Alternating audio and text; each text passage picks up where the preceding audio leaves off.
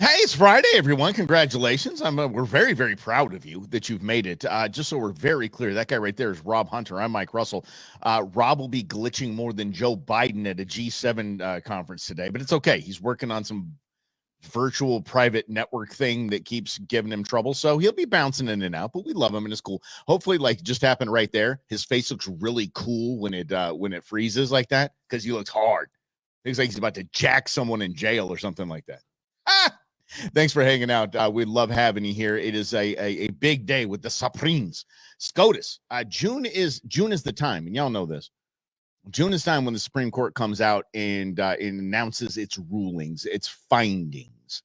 And I know everybody started freaking out about the abortion pill and losing their minds about that. Here's the deal. Again, I will remind you that the Supreme Court, all 9 of them, their job is to uphold the United States Constitution and allow the nation to kind of run through Congress and just kind of keep them in check, really. So a FDA approved drug, whatever it is, whether you agree with what it does or not, is really not the Supreme Court's purview. Supreme Court is, whatever everybody said was cool is cool. It's nothing in here, in the Constitution. I don't know what amendment says that suspends a state or a doctor or a medical facility or anything from administering any kind of drug. So that's kind of my take on that. It was kind of Yawnsville, but Kavanaugh's dissent was essentially, I'm gonna need a few more minutes on this one. Is what he said. Yeah. So, and it's fine if Kavanaugh wants to do what Kavanaugh does. Yeah. What's up, Grizz? What's up, everybody? Rob's kind of glitchy right now, but we're glad he's here. There he is. You're moving around now. That's good. I'm having some VPN issues. I can't quite figure out how to keep it turned off, even though it says it's turned off. I've signed out of the VPN, so we'll give it a shot. So, bump stocks, huh? Bump stocks. Well, we'll get back to actually we were just on abortion pills, but we'll jump into the bump stocks but what's cool was when you did glitch, it looked like you were totally hard. Like you kind of give one of these like you were about to, you're about to jack someone in prison. That's going to be my jacking my computer is what I do. Yeah. We might lose Rob altogether if he just picks the thing up and chucks it out the window. So thanks, Grizz. Appreciate you, man. But yeah, bump stocks are a thing now. So just so we'll rewind here, go back in time to the tragedy that was the Las Vegas shooting, and then President Trump at the time, decided to just say, you know what? I'm going to give a kind of, I don't even know what it was. It was pining to a small portion of the United States that thinks that stripping constitutional amendments away, even when the constitutional amendment ends with the 4 words, shall not be infringed. Okay. But stripping away and infringing on those rights is fine. So he banned bump stocks. And Rob will back me on this. I was very against President Trump banning bump stocks. But Rob understands that I've never used a bump stock. I never plan to use a bump stock. I don't care about bump stocks, whatever. But it was an infringement on the Second Amendment, and I'm glad the Supremes came through with this one. Well, I don't know much about bump stocks like you, Mike. I've never used one. I've never been around one. I barely understand the purpose of it. So for me, this is just one of those weird issues that I don't know about. I don't necessarily... I don't have a tie to it. Okay, but you still care. Yeah, well, I care, but I'm not sure. I'm still unsure on the purpose of a bump stock. The only way I understand it, and obviously you can help me with this, Mike, is it is for certain individuals that have trouble shooting. Maybe somebody that's disabled. It allows them to go to the range, and no, that's not it at all. Nope. Yeah, you're probably talking about braces. That would be the braces of what you're talking about. A bump stock is a useless, crappy attachment. So what this does, and I'm just going to try to just make it as plain as I can here. So it uses the recoil of the firearm to keep resetting on a semi-automatic firearm. So as your finger is in your booger hooks on the bang switch, once it goes bang, it kicks and just keeps it going. Bang, bang, bang, bang, bang, bang, bang, bang, bang. If you keep your finger in the same spot, it is insanely inaccurate. It is just used for funsies. There's no practical or any logical use for it. Is why I've never had one and don't want one. So when they said that the Las Vegas shooter was using that, it's a bunch of nonsense. And Rob and I were during that Las Vegas shooting. Rob and I were at the one radio station that we were at, and I was told very clearly when I came in that morning not to tell the truth, because they didn't believe me. They believed the feds. They believed people saying, "Oh, it was a fully automatic." I'm like, no, the cadence is not that of a full auto. It just wasn't, and I could not say that. I was told to not say that on air, and to buy into this whole bump stock bull crap that wasn't even a thing.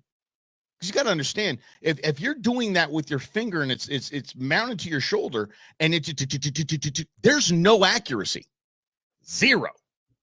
It's just basically spray and pray, whatever you want to use. But bump stocks are, who cares? I just didn't like it because it was an infringement on my Second Amendment rights.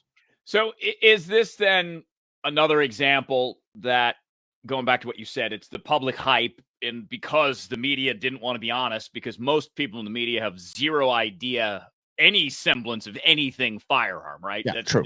You don't usually go to Ben Avery outdoor shooting range here in Phoenix, Arizona, and see a bunch of television news anchors hanging around with their ARs, busting off some caps. And this is one of the real challenges that I have, Mike, is most of the conversations that we have are very uninformed. They are emotional and reactionary. Matter of fact, I went over a friend's house and we were talking about influencing other people, particularly this election, right? The economy's tough, inflation is tough. And how you influence people is you have to understand where they're at. But understanding where people at doesn't mean that they have all the facts. It means they're emotional about most things. And when emotions get fired up, this is the scare tactics, right? Because there was a mass shooting in Vegas of which we still don't know the motive, which is very strange. Some guy just randomly decides to start shooting from a hotel during a concert. Yeah. And that's that. Okay, great. Awesome. And then we get to ban the bump stocks and its emotion. And then the Supreme Court, the last non-emotional entity that we have, says, great, your emotions got fired up, but there's no compelling constitutional reason that we can actually ban this. Right, correct. And they also understand those last four words, shall not be infringed. They get it. We've infringed enough on the Second Amendment, and they said that's just absolute nonsense. And he said that President Trump was not within his rights to do that unilaterally, and I agree with him. And by the way, I agree with the Supreme Court most of the time.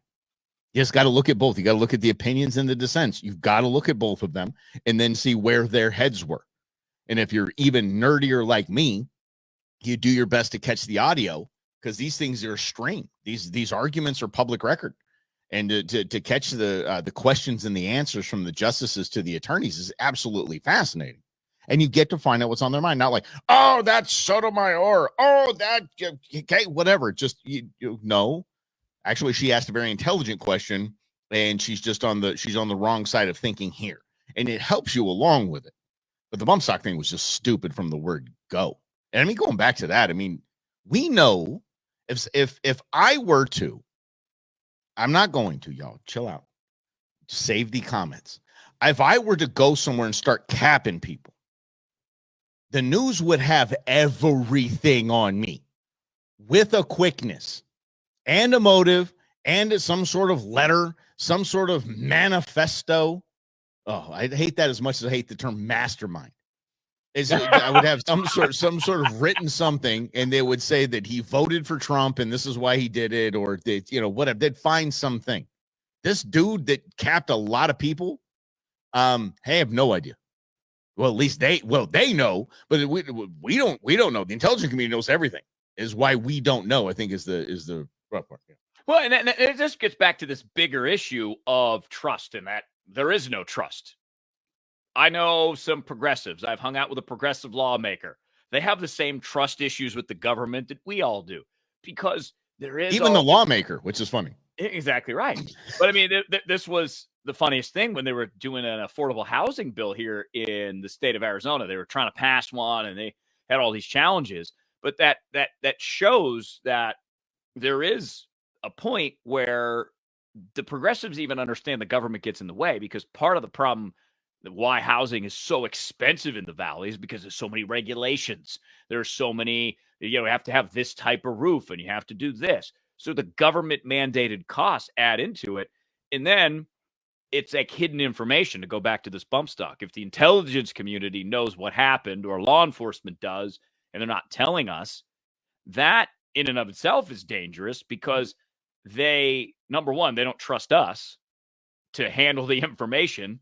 And number two, we don't trust them in return because they're not trusting us with the information. And think about how people are just, I would say, solidified in their ideologies, that if you think about it.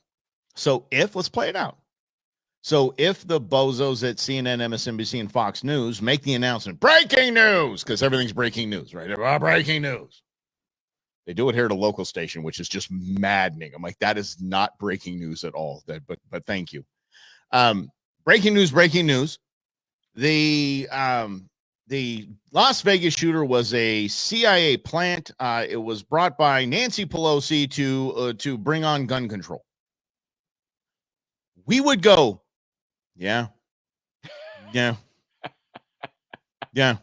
And we'd go, yeah, damn those Democrats for doing that. And we'd vote for Trump, and the other people would say, yeah, good for Nancy for doing that. And we'd vote for the Biden. I mean, it's just, we wouldn't care. I would venture to say, I would bet that we don't even need to know. We've already made up our own minds what happened. Hey, we're probably both right. There's probably some truth in all of it. And we're saying, it's fine. Let's move on. What am I cooking this weekend? Not that stupid casserole that I tried to make last weekend. God. Absolutely terrible. Got to learn by mistakes. Got to learn by failing. I'm making, I know what I'm doing. No, I'm making, because it's Father's Day. You know, my favorite meal is chicken fried steak. Mm-hmm. I'm making chicken fried bison. Ooh. Mm-hmm. So explain. Okay, this is a good one, because I went out for breakfast recently, and someone got chicken fried steak. Yeah. And I've never had it. Is it just, it's fried like chicken and then there's a steak inside? How have I done this to you? I don't know. My pal, my buddy. Well, it's usually a breakfast food. We don't typically. Yeah, I don't usually do. I'm doing it for basically dinner, but I mean, no, actually chicken fried steak is what I have for dinner. But chicken fried steak and eggs is what you're thinking is for yeah. That. But yeah, but it's a tenderized piece of meat, and I mean pounded to all kind of hell. And it's just fried up like chicken. That's just all it is. It's kind of it's ground. How's the best way to put this? The pieces, it looks like ground beef, but it's all attached. Does that make sense? Yeah. So that, and you make the gravy and stuff like that. Don't give me Waffle House. Combining fried chicken. The Waffle House, Lynn just said Waffle House, and I wanted to reach through this thing. Dude, no, my chicken fried steak is next level. Chicken fried bison, you can find that garbage at Waffle House. I kid, Lynn. I love me some Waffle House, buddy. Big fan. I actually went to the Waffle House for the first time. It was like 2 or 3 years ago. I'd never been, and it was awesome. They've got these like hash brown bowls. I'm like, what have I been doing to myself? Missing out on the Waffle House. Was it sliced, diced, scattered, smothered, and covered? Just go. Mm-hmm. Yeah. My girlfriend was one of her first jobs, but I think she got canned because she was feeding a homeless dude out back. Oh, just kept bringing him food. Oh, that's right. Yeah, whatever. Sometimes I wouldn't even feed Waffle. I wouldn't feed Waffle House to a homeless person. Well, I mean, I kid. It's fine. They're the number one seller of steak in the nation. Are they really? No restaurant chain sells more steak. Even Black Angus, anything you can possibly think of. Nope. Waffle House, steak and eggs, baby. It ain't the best steak and eggs you can ever have. But it's good anyway. But most people don't care about that. Like, oh, we know what happened to the Vegas shooter. We know what happened. Like, really? People, honestly, and so bad people, I would say a good portion of the country, especially the people that just live on social, would go, who? What Vegas shooting you talking about?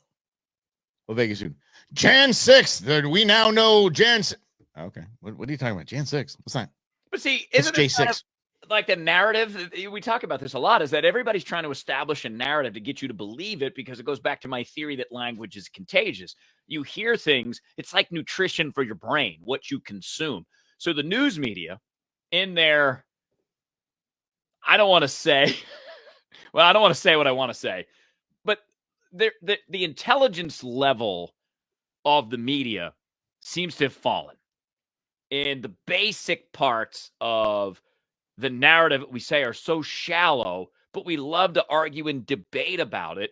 And it's not really serving anybody, certainly not serving us as a country. And I think to go back to the bump stock and even the abortion pills, Mike, the narrative of all of that is always the fear tactic, the fear tactic, the fear tactic. Because even I just want to use the bump stop as an example. I had never heard about it until Vegas. I haven't heard about it since. Truth. So how safe are you making me by banning a thing that one guy used for nefarious activity? And he didn't use it. Yeah. Oh, he didn't even use it. No. He wouldn't have hit one person at that concert. It turns any wonderful firearm, especially the ARs. It turns it, which is, and Rob's seen me use mine. I'm deadly with that damn thing. I've hunted what? I mean, 4 species so far with the AR. That thing's just accurate as they come. I put a bump stock on it. I'm not going to hit anything. I'm not going to hit anything. There's just zero accuracy. What's up, Bobby? Good to see you again, pal. Yeah, we're doing it virtually every day right here at noon, man. We're just going to do it, man. What's up, Val? Everybody's hanging out. This is all our peeps are here. We love having you here, man. We just really, really, really love that. I got the chills right now. I just love having all my people together, and you guys are just always, you guys ride with us. Keep riding with us. Like it, share it, tell everybody about it. Where to find Rob and Mike, because here we are. We need your help. Robin, not Rob and Mike.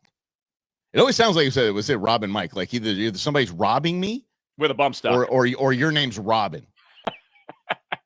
So it sounds like one person, Robin Michaels. Yeah, no. That's probably someone's radio name, fake radio name out there. Oh yeah. Mm-hmm. And I actually that's news to me. I really haven't stuck to that. No, I just saw Greg asking what we think about Kerry refusing to debate Mark. This game right now, especially when it comes to the Trump down cards, and let's face it, Kerry Lake is a Trump down card. They're playing a game that I hope there's good reason for it, but it's going to be interesting to me to see. Well, look, I'm just going to flat out say it. I'm just incredibly disappointed in Kerry Lake and how she's conducted herself since she lost the election. 100%. Me too. Even leading 100%. up to the election, right? She should have won. One of the major mistakes she handily. Made, kicking the McCain supporters out, and I don't want your vote. Okay, you don't want to win then. I don't understand the strategy, and I don't love Trump wannabes because there's already one Trump. Trump's already Trump. I don't love all these other people that are trying to kiss his butt and be like him because I like people that be their own person. And I think that Kerry Lake got caught up in the trying to kiss Trump's butt so much that she even annoyed Trump. Well, I actually heard her on an interview the other day, and I agree with Rob on this, by the way. I've met Kerry, like Kerry. She's a wonderful human being. Don't know what the hell happened to her with this whole election thing. It's because her public facing persona isn't the Kerry I knew and the Kerry I met and talked to, and it just really dug. We've interviewed her. She was fantastic when we interviewed her. She was awesome. We voted for her. Yeah. Oh, hell yeah. And by the way, the whole, what was it? It was Katie Hobbs found like 1,700 votes or something like that. If that margin was that tight, that's your fault. Yeah, exactly. You basically went up against an airhead and lost by that many. No, it shouldn't have been that close. And again, right, there's always, politics is always about strategy. So in your primary, you have your primary strategy, you appeal to the primary voters, but then you have to broaden out because you have to get independent voters, especially in the state of Arizona, where we have Republican registration slightly ahead of independents. And it's slightly ahead of Democrats. It's just very close. Yeah. You have to appeal to independents in order to win in the state of Arizona, particularly in the Valley. And, the Valley is trending Democrat, right? More people are moving in. It is. The city's getting bluer. So you have to try to chip away and come up with your path to win, not just by yelling, screaming, and saying everything that Donald Trump says. It doesn't bode well for you as a politician if you're just parroting someone else the whole time. Right. Exactly. Okay. And by the way, okay, that's why I said I didn't. I'm sorry, guys. That's why I said I didn't hear that about her debating, because I thought you were talking about what am I saying here? Sorry, Mark Kelly. That's what you said, Mark. I didn't know you guys were talking about Lamb. My bad. That didn't make sense to me. Yeah. So Kerry won't debate. No, she'll get stomped by him. That's why. Exactly. Kelly, she could destroy. Kelly, she could literally destroy. The guy is useless and not a great debater. No, and his record just sucks. So fine, dude. Yeah, go debate him. I'm my apologies on that one, but yeah, dude, freaking Lamb would just. That's why she's not going to debate him, because Sheriff Lamb would destroy her. Sheriff Lamb would start speaking in Spanish and just absolutely just oh, please. Well, and he has God, leadership experience in dealing with one of the major challenges with the border. He's led a police department and actually done it quite well. And obviously, Mike and I are a little biased on Sheriff Lamb, because Sheriff Lamb's invited us. Says, "I'll open up the hood. You guys can look at the engine, tinker around."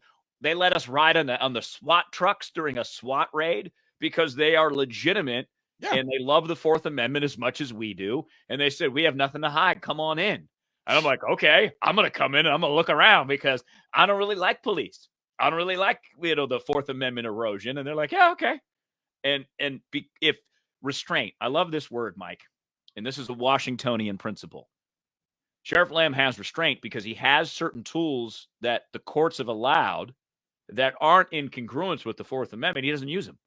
Like no-knock warrants, a perfect example. And our buddy Jim told us how they do it. He says, we don't bust down the door and charge in. We actually knock and we back up. And I'm like, right. I love that. And a lot of that's for their safety as well. But I mean, bias my butt, damn near man crushing on the guy. He's fantastic. Unfortunately, I'll put it this way. Unfortunately, he's exactly what America needs. Yes. Exactly. Here's what I mean by that, because he's probably going to lose to Kerry Lake, and I'm blown away by it. I'm blown away by that. He has everything, the credentials, the history, you said patriot. Hell yeah. The guy is amazing. And Kerry's gone off the rails. Kerry was the name you know. Kerry was the one you trusted. Decades on Channel 10. And we watched her all the time. It's fun to watch her. We watched her all the time. She was it. She was one of her rallies up in Cave Creek or something. That was a good time. It was a damn good rally, too, until we met Mike Lindell. That guy was off the rails. He was completely off the rails, guys. Look, I understand you feel how you feel about My Pillow and Gaza sheets and all that. With Gaza, does he still call them Gaza Dream Sheets? I don't know. I hope not. Yeah. Does he still call them the Gaza? I got to look that up. Is he still? Hey, look, I sleep on a My Pillow. I'm not bashing, but I want to know if he's still calling them the Gaza Dream Sheets. I'll call them the Hamas sheets. Do something. But Rob and I said, I know I'm diverting a little bit, but we basically stood with the guy. Said he got 10 minutes with him, so we wanted to get him on tape. We wanted to see what's up, And I think it was like 45 minutes we were with him, meandering all over the place. You spoke for in there 4.5. What stuck out? That's one question. Unreal. Yeah, two was monologuing. I was. So we got, I'm not kidding. This is, we have it somewhere. Crap. It's got to be on one of our hard drives, buddy. I'm pretty sure I have it. I'm pretty sure I got it. But he was talking about the 3 terabytes of proof that the election was stolen that he had on his person. Where that at, bro? Yeah, that's the biggest takeaway I had from that 45 minutes or however long it was, just meandering back and forth and thinking. And by the way, I was holding the camera. Remember that? Yes. My shoulder's still sore. Years later, 2 years that's later. What happened. I need a shoulder replacement. Now I know what happened. Damn. That and the bump stock. Crap. Man, you're over 2. You had the bump stock with you, and you talked to Lindell, and it took 4 hours for a 7-minute conversation. Oh man. Look, okay, so Val, I tell you this: there's some major pushback organized Pinal County against the sheriff. But I will tell you that within his institution of the sheriff's department, he is one of the most respected and admired people there. So he in his bubble, he's fine. And he understands when he's going to run for Senate that he's going to have people like that come against him and organize against him. And he's exactly what the nation needs. Well, exactly. It's so funny that, Val, you point that out, because it's kind of that narrative thing, right? Because I've been, for some reason, studying information and how it works and how it reaches people and how it influences people, and how false a lot of it is. So that narrative of, we got to rally against the sheriff, go poke holes in him then. Because if you're a progressive and you're worried about injustice and you're worried about police power, find a better example than Pinal County. Yeah. Because Could they improve? Yeah, probably. We all can improve all the time. But as far as what else is out there compared to them, based on what they let us look at and the fact they're like, yeah, let's have Rob and Mike go ride along on a SWAT raid for us. Knowing damn well who Rob is. Exactly. And they were like, yeah, bring him in. I'm like, are you kidding me? Right. And it convinced me, right? And how many hours have we spent talking to our buddy Jim, who works in that department? And how many questions has he answered about me and how they do it in this court case? And he's like, this is how we do it. This is where we show restraint. It is a model, Pinal County, on how policing can and should be done. And I will give a shout out to the LT, Lieutenant Chris Lepre, who is a cop's cop, right? He's the kind of cop you want to be a cop. You want him on that. I actually sat in a lunch with Rob and our friend that he's talking about, who's a Pinal County attorney. I looked down. I remember looking at my whole plate. My plate was gone and done. These dudes have not taken a bite. I'm on my third beer, and these guys are just full drinks. I'm like, they won't shut up. But that's the thing. So I mean, if we're gonna talk about Lamb versus Lake, sorry, Carrie, you're. God love you, but we need a Sheriff Lamb over your just incessant talking about it was stolen from you. Yeah, and I sorry guys, like it's like having like if I get my truck stolen, God bless them if they do it. It's got 200,000 miles on it. Do you know I got my center caps? My center caps for my rims got stolen. Did they? It's like I rusted holes in these beautiful rims. I'm like, well, crap. I could sell those. And like $150 a piece. Really? I know. I went and looked at him. I was like, oh, hell no. Rust is fine with me. I rusted a hole right fine with me. But if I have my truck stolen, how many cars do I have to go through to stop telling the story about my truck getting stolen? Like, move on, y'all. Like, Rob and I had we in some ways left on own terms. But in other ways, I could say I had afternoons at that radio station stolen from me. And if I come on here and that's all I'm talking about is, oh, that guy's terrible and it was stolen from me and it was this, that, and the other thing. Y'all wouldn't listen to me. So why would we vote for that? Just move on. Yeah. Well, and this is I'm just going to drop some facts on you here because I interviewed the Maricopa County Recorder, Stephen Richer. And there's a couple things that are important to note about stealing an election, particularly in Maricopa County. It's the most populated part of Arizona. If you're from here, you know that 5 million or so people, give or take. In that 5 million people, there are 11,000 or so different ballot types. There are 300 plus taxing districts. And those little black lines you see on the side of your ballots, they have to do with the taxing district. They have to do with taxing district. Yeah, like you think about if you vote for a school override bill, a bond. Like my school district is different from yours. Yeah. And my school district might be different from people half a mile down the street. So there's a ballot for my little slice of the neighborhood, and there's a ballot for that. So in order to quote unquote steal an election, you would have to know all 10,290 or whatever types of ballots and all the taxing districts and know how the computers read that information and where the ballots and the timing and all this other stuff would have to be. So is it possible? Yeah, probably. If you Dustin Hoffman and Rain Man taught us this is possible, brother. Yeah. He can count those suckers. He knows what's going on. Yeah, exactly. But that's what I mean. It's we just don't know that because that's not common knowledge. So when you talk about stolen election, that was a narrative. It's the same thing. And some people stick to the narrative. Some people don't. And that is one of my frustrations with President Trump, honestly, because what happened to the country based on the narrative that he wanted has caused all kinds of challenges and has caused people to dig in and refuse to communicate with anybody else because 30 to 40% of this country thinks that the other side is a criminal. And then 34% of that side thinks your guy's a criminal.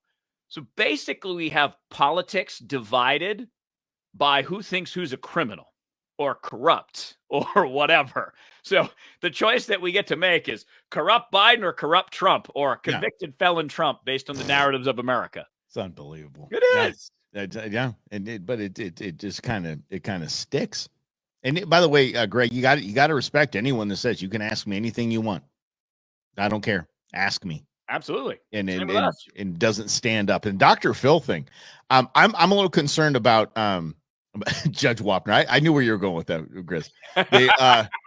The thing is, and again, what Dr. Phil is saying, what Dr. Phil is bringing, I watched an entire piece of that interview where he was going over China buying farmland around military installations in the United States. It's really happening. This is not something that's just nothing, but Dr. Phil is becoming the Mike Lindell of this round. And I don't like that because it's researched, it's fact, it's educated, it's fantastic. He has to watch from falling into that trap of being labeled as a Bannon, being labeled as a Lindell, being labeled as any of Trump's crazy legal team after the last election. But he's got to be careful in that. And I respect Dr. Phil. I respect what he's doing. He has to be careful because people are listening, but they'll stop listening the moment they think he's just straight shilling for one candidate or the other. Yeah, and that's kind of where we're at now. It's like you got to pick one, and you got to be that on that side. I'm like, okay, I'm going to go back to my roots here, and I'm just going to say I don't care who's running the government. The government stinks. The government's not effective. It didn't become effective when Trump was the president. I doubt it will become effective if Trump is the president for 4 more years. Some people have this belief that voting for either one or the other, quite honestly, is going to fix all the problems. I'm like, no, the only person who's going to fix your problems is you. You can't be like, all right, problem solved. Inflation's going to go away. Groceries are going to get more affordable. They might not. I don't know what's built into the structural system of how grocery prices are what they are. But last night I went to Raising Cane's. I love me some chicken fingers. $18. I'm like, dang. $18 for 6 chicken nuggets and some French fries. I'm going to say it. Can I say it? Yeah. Cane's is as mid as possible. Cane's is not good chicken. Y'all, seriously, just get you some ketchup, some mayo, and some Worcestershire sauce and some pepper. You make cane sauce. It's that easy. Y'all, not good chicken. I've said it. I've spoken. We can have a Cane's debate. No, there's nothing to debate. It's as mid as possible. Like, what would you compare? What would you compare Cane's to? Every chicken, Popeyes has better chicken. Church's has better chicken. KFC has better chicken. Ooh. There's no way that Cane's comes close. But it's all the chicken finger. There's no bones. It's good. Bang. There you go. But there's no flavor. They literally don't season the chicken. Well, yeah, because they want you to do the cane sauce, which you can make with everything you have right now in your fridge and not go to Cane's. Cane's Enable. Check him out. Go. Let's go biblical, Lynn. I love that. I love that stuff. But Lynn said, don't watch it then. It's not that I'm ducking the interview. The interview is fantastic. Publicly, in this world that we live in right now, I'm saying Dr. Phil needs to walk a line and maybe challenge Trump a little bit. Maybe talk about the bump stock thing. Like, what the hell was that, dude? That's an obvious infringement on the Second Amendment. I mean, banning an accessory. What did that do? Why'd you do it? Challenge so you don't look like I'm just here doing a Trump commercial because no one will. Independence, which we need to win, independence won't buy. Independence will just turn it off.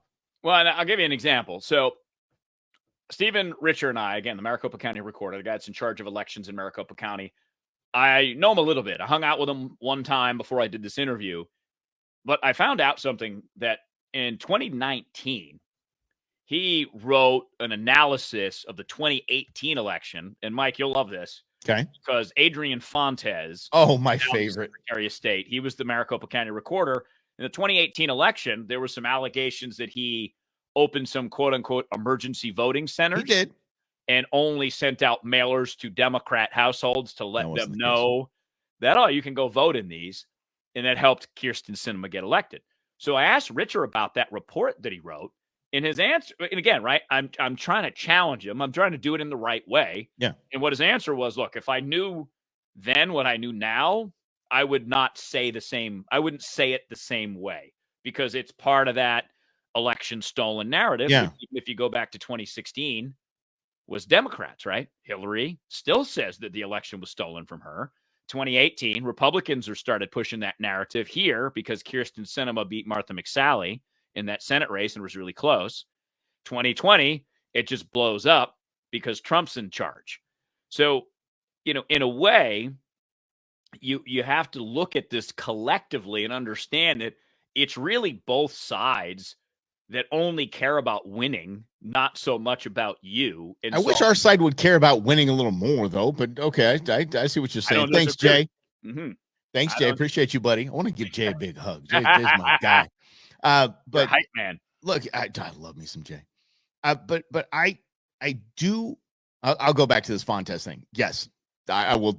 Yes, Adrian Fontes opened emergency voting centers. Remember, because it was after there were long lines prior to, and it was Secretary of State. That's how Michelle Reagan got basically booted from office, which she was probably the best thing that happened to small business in our state since Janet Napolitano. And yes, I will say that Janet Napolitano, huge pro small business governor, and she got ousted for it. Adrian Fontes, Captain Socialist himself, saw the opportunity and did it. Oh, he's a devout socialist. I don't want anyone to don't even make two thoughts about that. The man is a socialist. He espouses the benefits of socialism. He's a moron. And it's funny. It's just a funny little story. So I actually am the vice president of an organization called Wildlife for Tomorrow. We're the fundraising arm for game and fish. And y'all know me is kind of what I do. I got my Teddy Roosevelt shirt on too. Nice. So, but there was one of the commissioners for Game and Fish was up for kind of renewal of his 5-year volunteer term. And that's very rare because usually 5 years of that, and you're like, oh my gosh, that's a commitment. They're not paid. It's all volunteer. So they said, hey, listen, as VP of Wildlife for Tomorrow, can you write the governor a letter of recommendation? I said, if Katie Hobbs or any of her team sees Mike Russell on something, that thing goes right to the round file in a minute. Then it happened on something that we needed from Adrian Fontes. And I said, can we just omit me being any part of the organization if we want to get this done? Conflict of interest. Conflict of interest. My conflict of nothing. Conflict of working with bozos like Adrian Fontes. Well, and but again, that comes down to how do you not win against those guys? How do you not word? And how do you, this is the other thing that I've learned in my life. I'm only in control of me. So if I'm running for election and I don't win, some part of that is me. I'm to blame, at least to a degree. And if the vote margin is going back to the governor's race, 17,000. I don't remember what the Secretary of State's was when Adrian Fontes won. But I'm looking at that 17,000. I'm like, man, all I had to do was get 17,000 people to say yes to me and no to somebody else. What did I do wrong? What was incorrect about my messaging that I can improve and run again? Because that's the way life works. You fail, you learn, and you adjust until you win. But that's assuming that people that go into electoral politics are sane individuals, Rob, that have the ability to actually self-diagnose a lot of things that have gone wrong in their life and have that in perspective when they surround themselves with an entire staff paid for by us that tells them yes all the time. Yeah. That tells them they're right all the time. And live in a bubble, right? And they keep repeating the same language over and over again. Again, how that becomes contagious because you almost can convince yourself everyone is on your side when you only talk to people that are on your side. In politics, no one is ever always on your side. We could solve all the healthcare challenges tomorrow. We're like, all right, all we have to do is press this button. And people are like, no, you can't fix all the healthcare problems. You're going to kill grandma. Why would we do that? There's always opposition. And you get informed when you talk to the opposition, and then you understand the common grounds and you know how to speak to those people, and you might be able to convince 17,000 people to vote for you. It's really not difficult unless you're a blockhead. Yeah. But also at the same time, I mean, yeah, it's just, yeah. Whatever. And here's the deal. When you talk about voting and stuff, something that kind of has been irking me lately. That the thought that if somebody were to vote for RFK Jr., that it somehow, and both sides will say this, oh, you vote for them, that takes a vote away from Biden. You vote for them, it takes a vote away from Trump. No, it doesn't take a vote away from anybody. It's a vote cast by an individual as a citizen of the United States of America. That's one of the three things they have to do: pay your taxes, vote, and participate in the jury system. That's all you have to do to be an American. And it's their vote. It's like every pundit you ask is going to have a different opinion on who that's going to take a vote away from. Vote who you want for. If you want to vote for Mike Russell and Rob Hunter, do it. I say, damn good vote. I'm a little fired up on a Friday. I like it. A little amped up. It's because you were doing on the Go Show all the animals that eat humans. They weren't eating humans. There was one dude out there setting off a Roman candle that shoots all the fireworks, and a dog grabbed it and just went arsenal on everybody in the crowd. Just like the so Chihuahua just running, just making it happen. Just open fire on people. Man. It's always the Chihuahuas. Damn Chihuahuas, man. Small dogs. No, it's not Chihuahuas. I'm sorry, it was a Dachshund. It's a wiener dog. Oh, even better. Even funnier. Yep. By the way, are hunting dogs. They were actually bred. The reason why they're long, they're bred to go into holes. Ah. So you can squeeze into holes and go get things. Nice. Yeah. Mm-hmm. I love it. Oh, okay. So let's ask this. So Grizz wants to know who's the pres, who's the VP on the Russell Hunter ticket. Why don't we just do like 2 years and we'll switch? I like that plan. 2 years. Huh? Well, I got to kill you then. If you start, one of us has to kill the other one. I'm going to retire, be the vice president.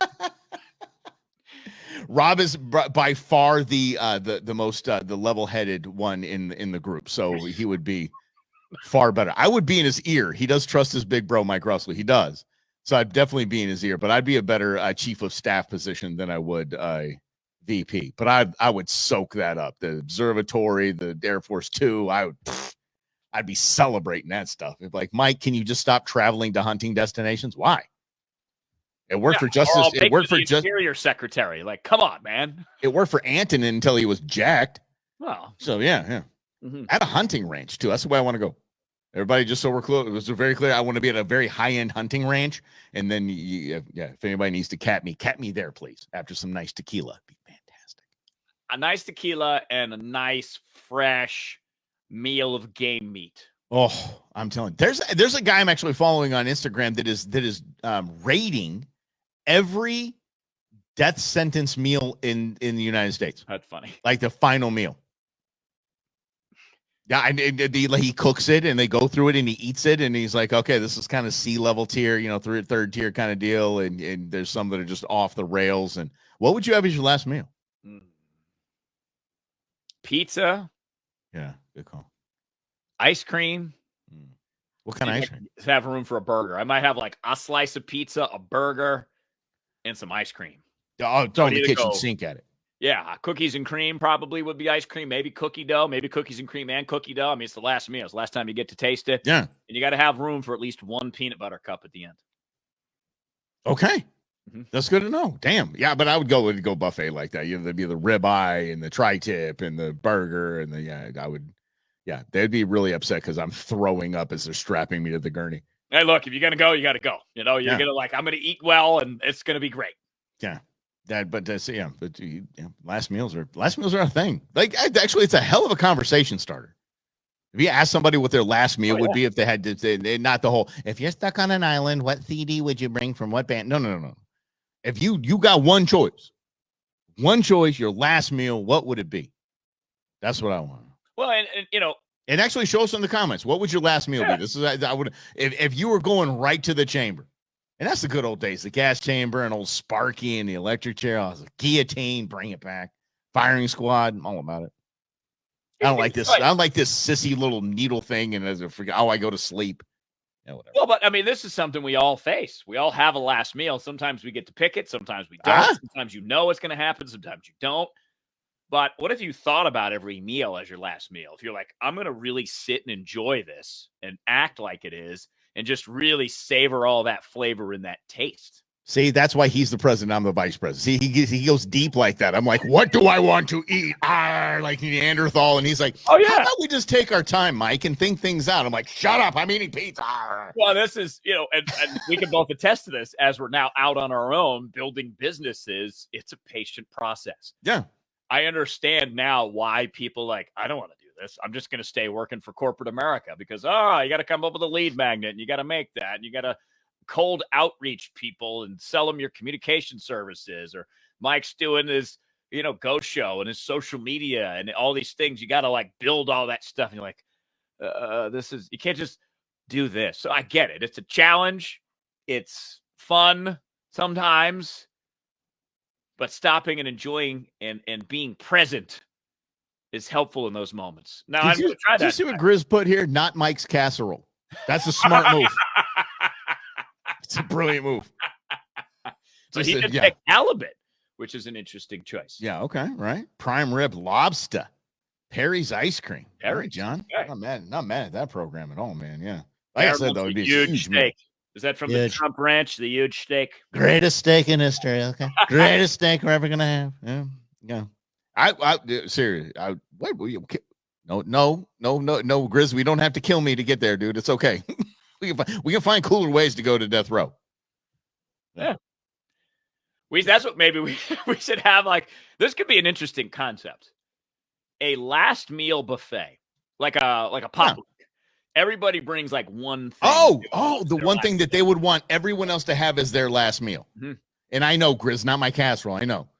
But yeah, so what would we want? I like that. Like, what's your go-to? What's the one thing you could cook that someone would take that last bite and go, you know what? Damn it. I'm going on that one.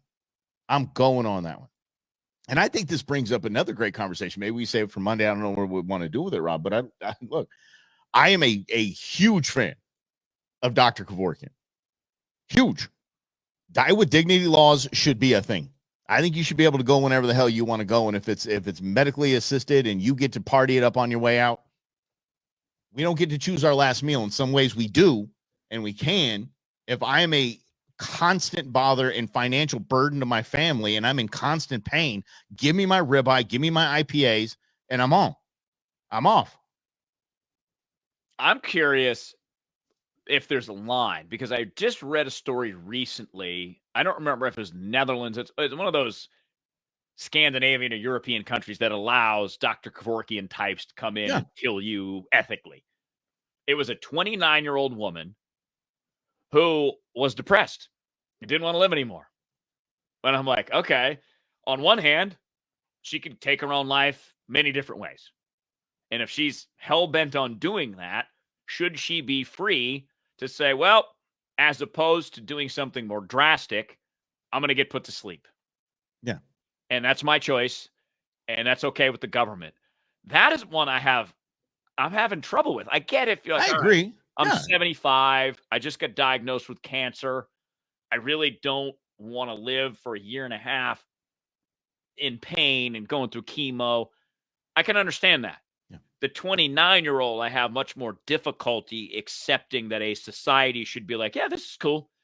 As in, we've given up all hope on you and it is your choice. Instead of saying, okay, before you do this at 29, here are 5 things you have to do. So if you go through these 5 therapy steps, and they don't work, we'll revisit. But these are programs designed to help people at 29 who are depressed and don't want to live anymore. We go through this process and we see what happens. I don't know if that's an option, but that's a weird little moral line, Mike, that I'm not sure exactly how I feel. Because on one hand, maybe you should be free to decide that at 29. But are there larger implications if a society's like, yeah, it's totally cool. We'll just, if you want to die, doesn't matter what age you are, come on in. See Dr. Kevorkian. Well, I don't think that's the way it is, because that all sounds depressing. I was waiting for that one. I was like, "Yes, come on, Rob. This is teed up, buddy. The shot clock is expiring on this bad boy. The pitch clock is expiring." Okay, so MAID. What's MAID? Is the medical assisted in dying brought to you and your friends by the Canadian diabetics right now are being targeted to do this? Okay, hold on. Let's clarify here. In no way would I ever endorse or say I'm even giving a thought to the government's ability to encourage somebody to go off themselves or go send Doc Kevorkian over to the hizzy. And never would I endorse anybody in, like what Rob just said, that, oh, she's depressed, so she wants to offer herself, without some sort of, okay, if we're going to set the line at buying a handgun in certain states at 21, why couldn't we do this assisted suicide thing at 30? We set it at 30. And then, with family, whatever family has to sign off, you need 3 family signatures or whatever it is. I mean, there's ways to do it, but I just think that I'm really worried about this whole maid thing, because God knows we would do exactly the same garbage here in this country with our moron politicians. But I think, to me, I think of 2 people that are very dear to me that have this 50-year marriage and this wonderful friendship and this one, and they said, look, when it's time, we just want to go together. We don't want, like those bozos that shot themselves here in Phoenix in the hotel. That couple, remember? I think one of them was a news person. Oh, yeah. Yeah. Idiots that left a maid to find out, a housekeeper to come in and see that. Like, what a bunch of selfish a-holes. Mm-hmm. But I would rather have, like, hey, listen, we're just going to do this. It's going to be a family party. And I think, something, guys, when you talk about maid, I'm sorry to monologue, Robbie, but it was in Canada. Okay. Basically, the Chuck Norris of the outdoor world is named Jim Shockey. Jim Shockey is it. Animals just die in front of him because they just know, okay, it's over. It's fine. Other animals come to field dress in front of him, just in honor of the man. He really is. And the lion presented himself to Jim Shockley and went to Dr. Kevorkian and took his own life. But here's the deal, though. So his wife of, I think, 40 years, stunning woman, amazing woman in every single way. I mean, she had terminal cancer. And I mean, she went down like whittled. Like, you remember Steve Jobs at the end was like, I mean, that's what she looked like. And I kept reading on social media all these posts from her daughter. I was lucky enough to have on the show and talk about hot girl privilege. Holy cow. His mom was just as beautiful. But I seen on social media this, we're going to say goodbye to mom. What do you mean you're going to say goodbye to mom? You guys get to go do that? Yeah, because and then like the next day, it was okay, she passed. So it's probably part of that program because it is in Canada, and that would all make sense. I didn't know that it was. I didn't know that it was legal in Canada. I had no idea. Well, and it's interesting too, because even to Grizz's point, right? You're free to choose. You can take your own life if you want. There are many different ways to do it. No one's, at least legally, it's maybe against the law, but it doesn't mean it stops from happening. So you're technically free to choose. It's just the ways that are available are violent and horrible and really. And don't work all the time, y'all. No, exactly. How you saw what you saw with that firearm on TV is not really how it goes, y'all. And I'm even joking. Our friends in the Pinal County Sheriff's Department have story after story of people that tried when their house was surrounded, and then they spent months in the hospital. I just one story in particular. It didn't work. Used the firearm. It didn't work. It didn't work. The person comes running out like a chicken with half their face missing. Yeah. Yep. That's. But it's a tricky thing, right? And to go back to Greg's point about Canada in the maid, and Val, you brought that up, right? Especially the part about the diabetics, because here's a stat: Canada, all funding for healthcare is government, except for private entities, which are different. We have the same issue. 5% of Americans are responsible for 50% of the healthcare costs, mostly because of diabetes. So in Canada, what it sounds like is, well, this is really expensive and you're going to die anyways. Let's expedite the process because you're too expensive for the taxpayers of Canada. So we're going to euthanize you. That's a whole other ethical conversation to have. And really, when governments become socialist and have that much power, they can do things like that. They can essentially say, well, your life is no longer worth it, so we're just going to usher you into this program and kill you 2 years early. That's weird. Don't even think that, but don't think that's nothing America hasn't done before. About the death penalty. We did forced sterilization. Do you remember this? I think 17,000 Americans were forced sterilized because we just didn't want them breeding anymore. So what would take from a nation? By the way, the Supreme Court held that up. The Supreme Court held the state's right to force sterilize. I forget what it was called. Something, I think, Buck, Rob, if you're looking it up right now. I think Buck is one of the names in the case. But yeah, forced sterilization, Supreme Court, it'll pop up.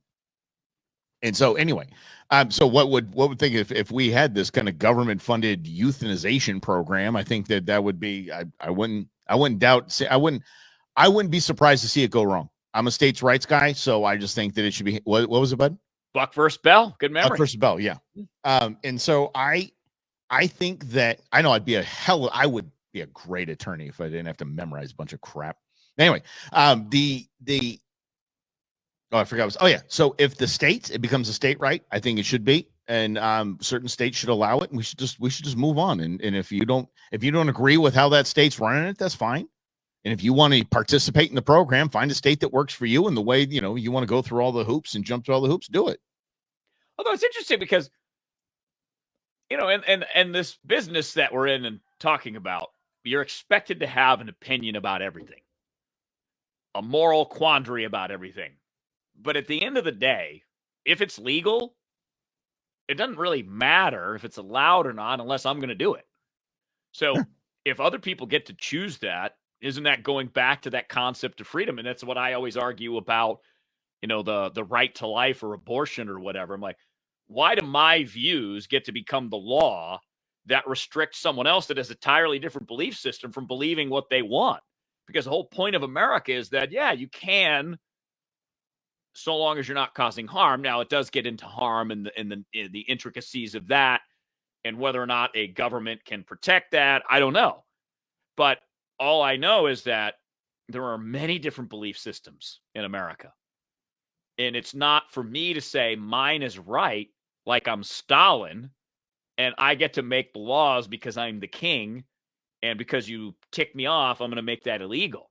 That, to me, that's that slippery slope, Mike, where one ideology tries to implant themselves in a law to make their beliefs legal. And if you don't agree, well, you're going to jail.